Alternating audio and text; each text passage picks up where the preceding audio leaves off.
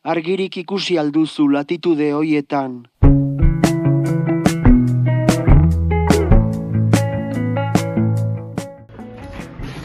Kaixo guztioi. Gaurkoan, Ametsartzaizek Ibrahim Abalderekin batera idatzitako mina liburuaren inguruan La Eskolan Ikastolako DBH-3F gelakoek egin duten proiektuaren inguruan hitz egingo dizuegu. Ezterretekin hasi aurretik, Ibrahim Abalden orden azalduko dizuegu.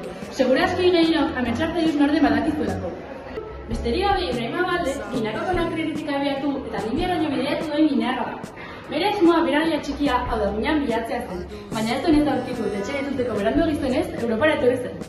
Oso bizitza gogorra izan du mutila, baina hala ere bidan dituen oztopo guztiak gainditu ditu. Besteak beste, basamauto gurutatzea, mina, gosea, polizia eta bar. Zorionez, gaur egun bizitza hobeago bat lortu du. Gaur egun Madrilen egiten dira, kotxeak eta kamioiak konpontzen dituen tailer batean. Ametsartzaizek bere historiaren berri jakin zuenean, Ibrahimari papelera pasatzea proposatu zion, eta horren fruitu da mina liburu. Segurazki, hau guztia entzun ostean, gehiago jakiteko gogoarekin geratuko zen, ezta?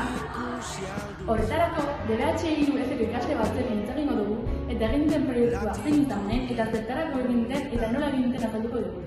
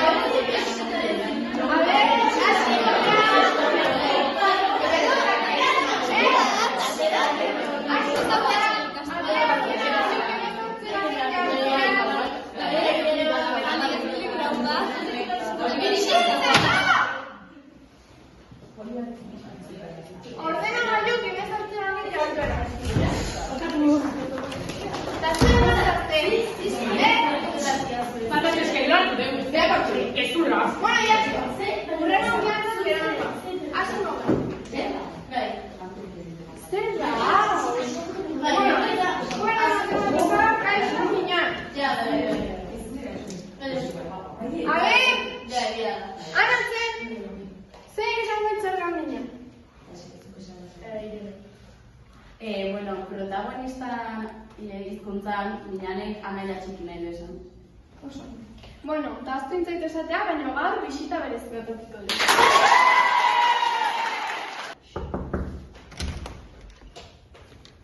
Kaixo! Kaixo! Hau da DBH-3F gela? Bai! Joder, ez zintxo denak, Bueno, gu konturatu geha, zuek inezuela mina liburuan inguruko proiektuak, eta gustatuko litzeguke zuei galderatzuk egitea eta zuek guri esplikatzea zein dezuen eta nola dezuen. Presten duzinakete? Bai! Kontatuko guztu pixka zein dezuen? Bueno, ni baino beto ikaslek bere kontatuko izue. Abertzain hasiko. Venga, hasi. Mina liburua gutzako zen derrigorrezko irakurtzea eta orokorren asko gutzako zaigu. Horrekin baten genuen proiektua zela Ibrahimaren ibilbidea laburtza estetikoki polita zen pankarta baten. Bai? Baita historio milo sakontziko lagundu azal izan da, antzizra gure ikustakutea. Eta baita gure bizimonotik errealitatea ikusteko, esperientzianek asko bale izan dugu.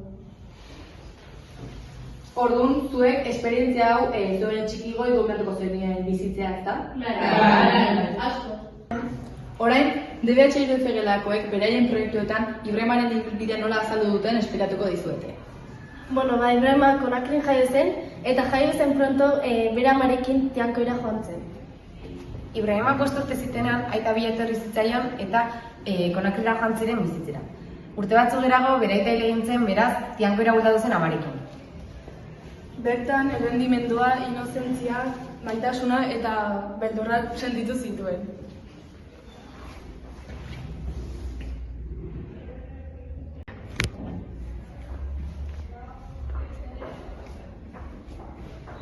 Ibrahima Libereran lan bila joan zen. Eta 3 hilabetez kamioiak gidatzen ikasi zuen aprendiz bezala. Horietako egun batean, amak deitu zion eta gaixorik zegoela kontatu zian eta larrituta Tiankoira bueltatu zen. 6 urterekin Ezerekorera bueltatu zen eta bertan 3-4 urte igaro zituen kamioi gidari batek aprendiz gisa hartu zuen eta. Baina horietako egun batean bere amak deitu zion esanez, Alasanek, hau da bere anaia txikiak, alde egin zuela beraz kezkatuta etxera bueltatu zen.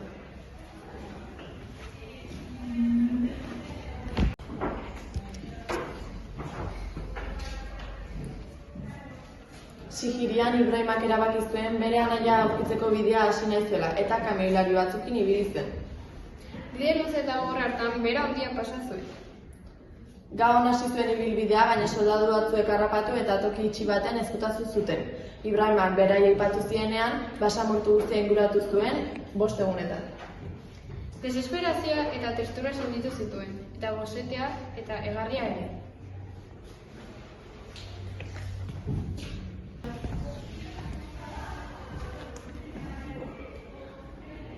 Libian dago bidaia guztiko punturik ilunena.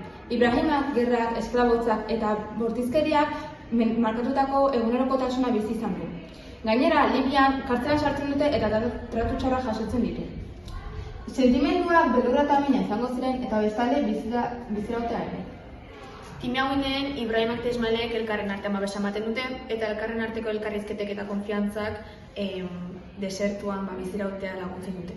Bertan hainbat sentimendu aurkitzen dira, bat senidetasuna eta respetua.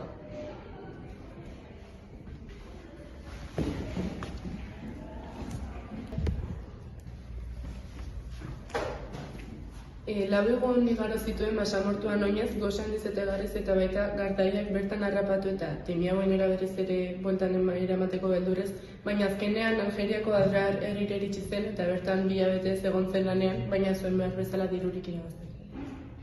2 hilabete eta gero lanean igaro ondoren, Ismael txikiaren gandik banandu zen.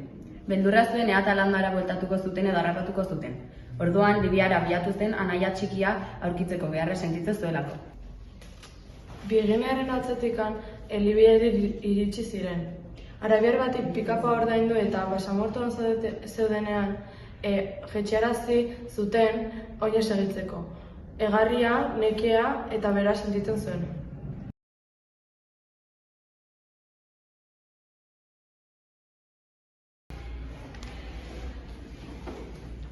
Bere arrazako batek Hasanei buruz galdetu zion eta bere bila abiatu zen.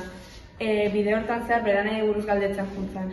Zauirara abiatu zanen, harrapatu, saldu eta erosin zuen, eta erosiztun gizon batek oiok zaintzen zituna. Eta Ibrahima oiok zaintzen egon zen.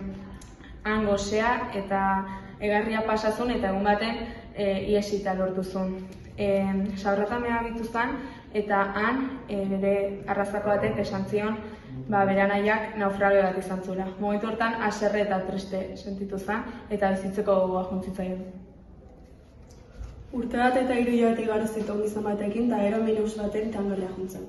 Hortzetako baina handia zeukan eta zeukan indarrik bizitzai aurre egiteko. Bere aman batek ez da zegoen eta etxera bueltatzeko nahi zuen.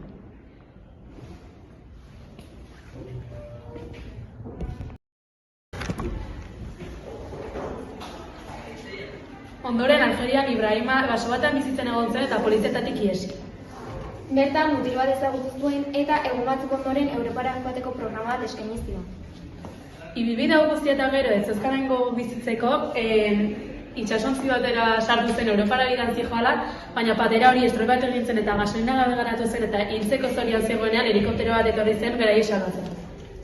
Ibrahimak sentimendu kontrajarriak zituen. Alde batetik poza, beste bizimodu bat hasi zezakilako, eta beste alde batetik piztirik atera zelako. Baina tristura ere sentitzen zuen. Bere familia Afrikan utzi zuelako eta ez zuelako bere helburua lortu, bere anaia txikia aurkitzea. Bueno, mila esker zuek proiektu honetatik zuen informazio guztiak gukin partekatzeatik benetan oso baliagarria itzegu, eta nik uste baita elkarrizketa ikusiko guztientzako oso baliagarria izango gara. Eta, beste gabe, bukatzeko zuentzeko azkeneko galdera badaukagu. Zuek proiektu honetatik ze ondorio atea zuen? Bueno, nik uste liburuetan gertatzen historiaz gain, nik uste munduko beste herrialde askotan situazio antzeko dela gertatzen, eta nik uste guk kontuatu behar diala gure herrialdeaz gain beste herrialde asko dauderak dinamitzaileak eta bai gogorrak. Eta oso garrantzitsua dela liburu irakurtzea, zera Ibrahimen historia zabaltza daukat eta bakigu zertatzen non beste alde. Eta azkenen esatea realitate hauek ez daudela inurruti eta poz da magaldatzen horien bestia gatatuko. Eskerrik asko.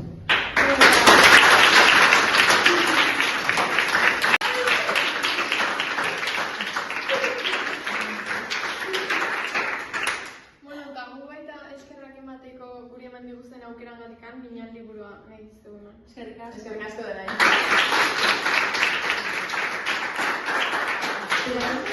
Jantzekitik kanpo egitan asko gustatu zegoela liburua eta irakurtzeko aukera animaukaztea aprobetxatu.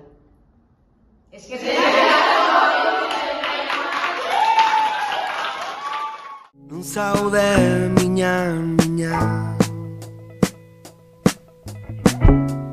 ez ginen ontan geratu. Non zaude